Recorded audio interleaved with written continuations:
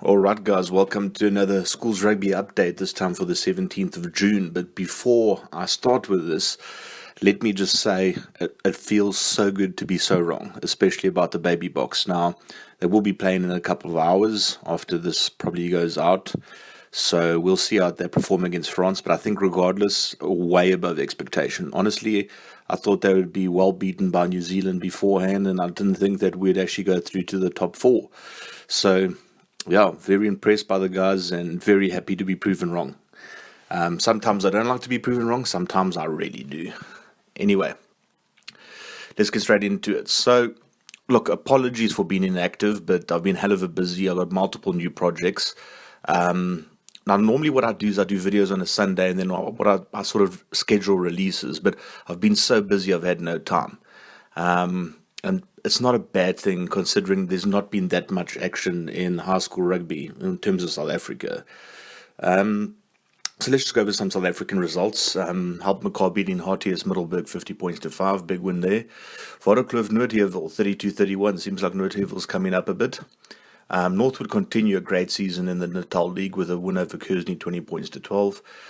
Maritzburg beating Malkhaus very convincingly 42-17. Framesby versus Kingswood, a lot tighter than I thought it would be, 31-22. Good result there for the boys from Grahamstown.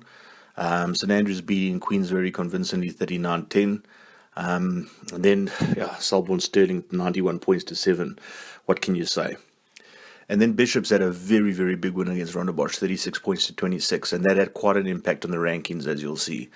Waterkloof beating Yechia Janssen 36-24, continuing a decent run of form for them up north. Hilton beating Malkhaus very convincingly 28-8 in one of the biggest derbies in South Africa. And then talking about big derbies, Kingswood on their 125th year played against St Andrews. 21-20 win there for St Andrews.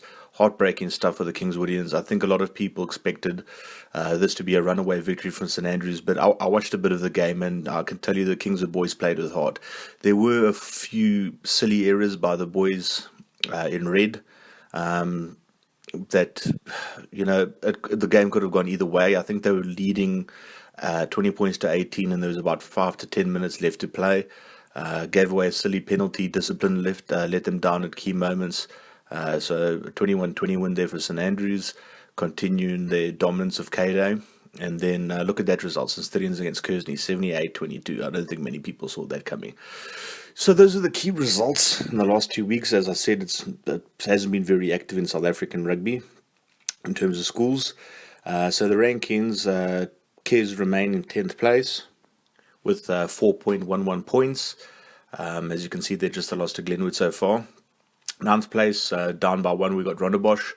The last 2 weeks haven't been that great for them. The loss against Stellenberg, but then the loss against Bishops as well. Southern Suburbs derby over there. Then 8th place, we got Uffies up by 1, 4.30. As I said, there were quite a bit of ramifications from that Bishops versus Rondebosch game. And then 7th place, Gasfontein 4.7, down by 1. Obviously didn't play this last week.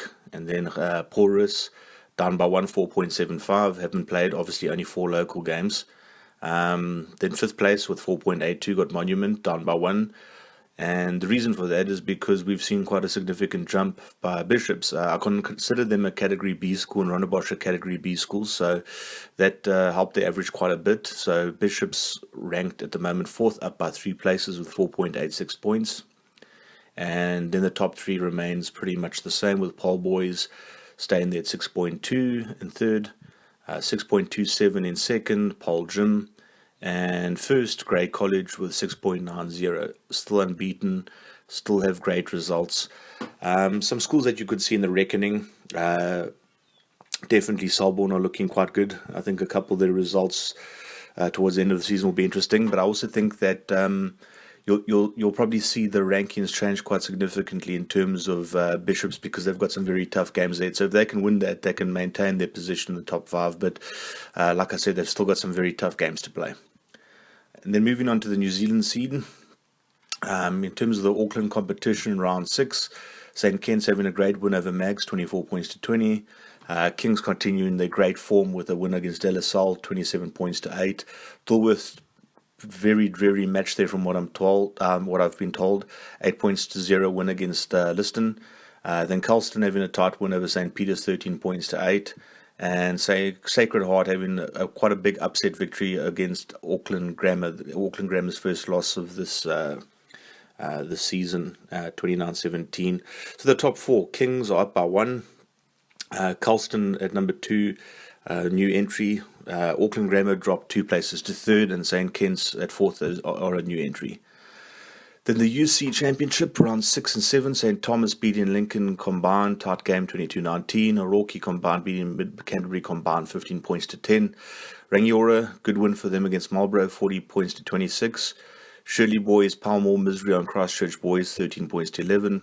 Nelson absolutely decimating Waimea combined, 90 points to 12. St. Bede's very good win there against Cross, 20 points to 15. St. Andrews continue their dominance with a 43 points to 28 win over Timaru. And then Rangiora beating Waimea 31-18. Cross a good win against Marlborough 17-7. St. Thomas beating Mid-Canterbury combined 40 points to 15. St. Bede's beating Lincoln combined 19-12. Timaru beating Oroki very convincingly 43 points to 10. And St. Andrews having a great win over Shirley 24 points to 0.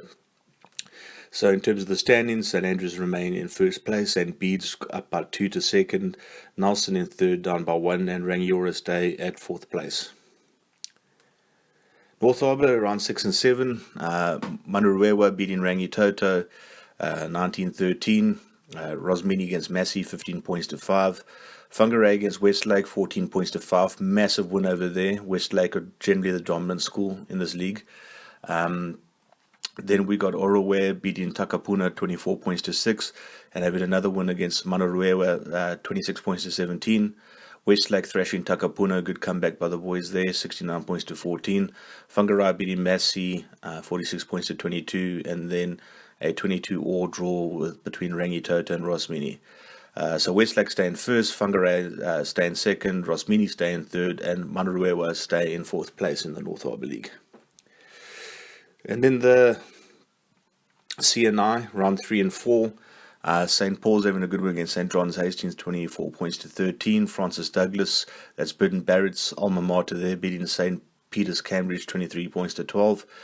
Wesley having a big win against Rathkill, 73-0. Fielding, big win over St. John's Hamilton, 60 points to 8. And then St. Peter's Cambridge beating Fielding, 26-20. Lindisfarne beating St. John's Hamilton 36-10. Wanganui beating St. John's Hastings 69-0. St. Paul's beating Wesley, very tight game, 26-24. And then Francis Douglas thrashing Rathkill 57 points to 5. So in terms of the top four after round 4, Wanganui up by 2 places in first. Second, St. Paul's stay in the same position. Then in third we have a new entrant in Francis Douglas, and then Wesley College stay in fourth place. The Super 8, round 1 and 2. We talked before about Palmerston North's victory over Hastings, 32-25. Hamilton Boys absolutely decimating New Plymouth, 52 points to 7. Napier tight win against Gisborne, 22-19. Rotorua beating Tauranga, 29-13. Bit of a blip there by me. And then Hastings beating Napier Boys, 24-21. Hamilton Boys decimating Palmerston North, 45 points to 6. Tauranga beating New Plymouth 14-5, and Rotorua decimating Gisborne 57 points to 5. Top 4 for your Super 8 after round 2, Hamilton Boys in first, Rotorua in second, Hastings in third, and Napier Boys in fourth. Remember my predictions at the beginning of the year, I did predict that Hamilton Boys would win the New Zealand Championship, so let's see how that goes. Then the Wellington Premier, round 3 and 4, St. Pat's Silverstream, very big win against a powerhouse there, Wellington College 30 points to 12. Wairarapa beating St. Bernard's 42-10. Scots having a great win over Kapiti, 41 points to 5. Rongotai beating the Whipping Boys Hut International 58-0. St. Pat's Town beating Aotea 33 points to 14. Then Scots beat Wairarapa 54 points to 7. Wellington having a draw against Kapiti 29-all. Hut International causing somewhat of a stir with a nice win over Aotea 8 points to 7, and St. Pat's Town beating Rongotai 10 points to 7. So your top 4 after round 4 for the Wellington Premier League, you got St. Pat's Town up by 2 places in first, second Scots, a new entrant, third place Rongotai up by 1 and Saints Pat Silverstream round out the top 4, down by 2 places. Then moving on to Australia. At last, we got some Australian matches to report on. So in terms of the AIGPS, St. Joseph's having a good win over Newington, 36 points to 18. Riverview beating Kings 29 points to 12, and Scott's absolutely decimating Shaw 54 points to 10. So after the first round, your top 4 was first place Scott's, second St. Joseph's, third Riverview, fourth Kings. I predicted that St. Joseph's would win the AIGPS this year, so let's see how that continues through the rest of the season. Then the CAS first round took place, and Trinity Grammar beat St. Aloysius. I think that's how I pronounce it, 26 points to 19. And then Knox Grammar beating Waverley, 32 points to 28. As you recall, Waverley did play in the Sanex Festival in Japan this year. They were the closest game to Paul Riz, although I still maintain that it was due to terrible refereeing. But yeah, nice win for Knox Grammar against Waverley. Waverley didn't look too bad, to be honest with you. So in terms of the top 4 in the CAS, we have Trinity Grammar at number 1, Knox Grammar at number 2, Waverley at number 3, and St. Aloysius, well, got to try and pronounce that, in 4th place with 1 round. I think there's still 2 more schools in the CAS that didn't play, so we'll see how that goes for the rest of the season. And in terms of competitions I'll be covering that haven't started yet, the GPS starts on the 20th of July, and we'll start covering that. Many people say that is the strongest competition in Australia, so we'll see. Anyway, guys, thanks a lot for watching. As I said, sorry about the delay, and let me know your thoughts and comments. I will be getting to a Craven Week video eventually. It's taking a little bit of time as all the squads haven't been released, but I'm going to get on that as soon as I possibly can. And I've got a new series starting soon called The Clash of the Titans, and that video will be released in the next couple of hours. So look forward to your feedback on that. And besides that, have a great week further as always. Cheers. Bye.